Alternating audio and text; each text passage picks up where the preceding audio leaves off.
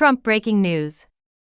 Supreme Court notice questions Trump ballot eligibility. A notification from the Supreme Court on Sunday has sparked speculation about a potential decision in the ballot eligibility issue involving Donald Trump in Colorado. Several states are attempting to disqualify Trump, the Republican presidential frontrunner for 2024, off the ballot by citing Section 3 of the 14th Amendment.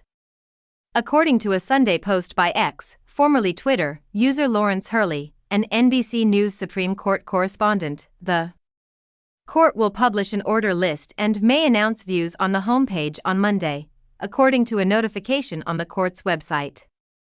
The court will not take the bench, the notification adds. A copy of the court's decision will be available on Monday, shortly after 10 a.m. EST, according to Hurley. This notice indicates that a decision in Trump's ballot eligibility lawsuit is imminent. He went on to say that it will be unusual because the justices aren't going to be present in court to make the announcement. He now says that tomorrow there will be rulings on the Supreme Court website. According to Hurley, who shared a screenshot of the warning on X, it would seem extremely likely that Colorado will settle the Trump ballot eligibility matter with Tuesday's vote. The justices will not be in the courtroom to announce them tomorrow because it is not a typically planned day for rulings, Hurley continued, adding that this would be an unexpected feature. Newsweek has contacted the Supreme Court and Trump's campaign via online comment forums. It was the same constitutional provision that disqualified the ex-president from voting in the states of Maine and Colorado.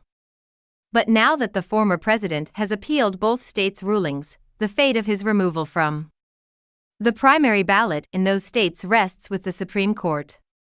The Supreme Court heard arguments in the case in early February, despite the fact that legal experts are pessimistic about the High Court's ability to support the state's decision. An amendment from the time of the Civil War, Section 3, of the 14th Amendment, stipulates that a person cannot run for office again if they engaged in insurrection or rebellion after swearing to defend the Constitution.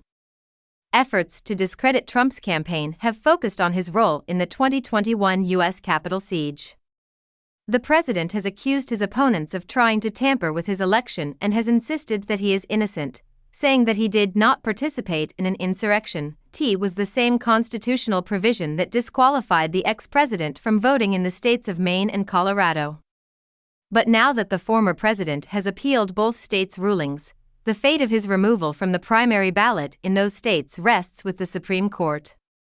The Supreme Court heard arguments in the case in early February, despite the fact that legal experts are pessimistic about the High Court's ability to support the state's decision. Super Tuesday is going to be a very busy day of primary elections, with races in over a dozen states to determine the next Republican presidential nominee.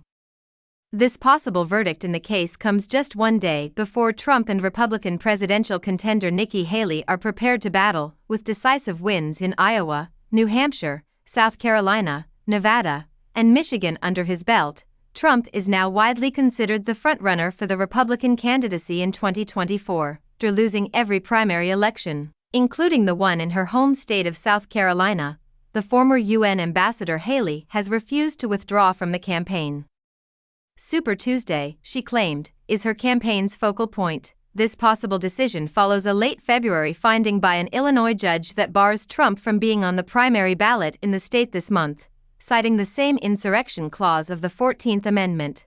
The decision of the Colorado Supreme Court about Trump's campaign was a major factor in the decision of Cook County Circuit Judge Tracy Porter, who wrote that the rationale of the court was compelling. But Trump and his campaign have already criticized rulings that would have removed him from the ballot in 2024.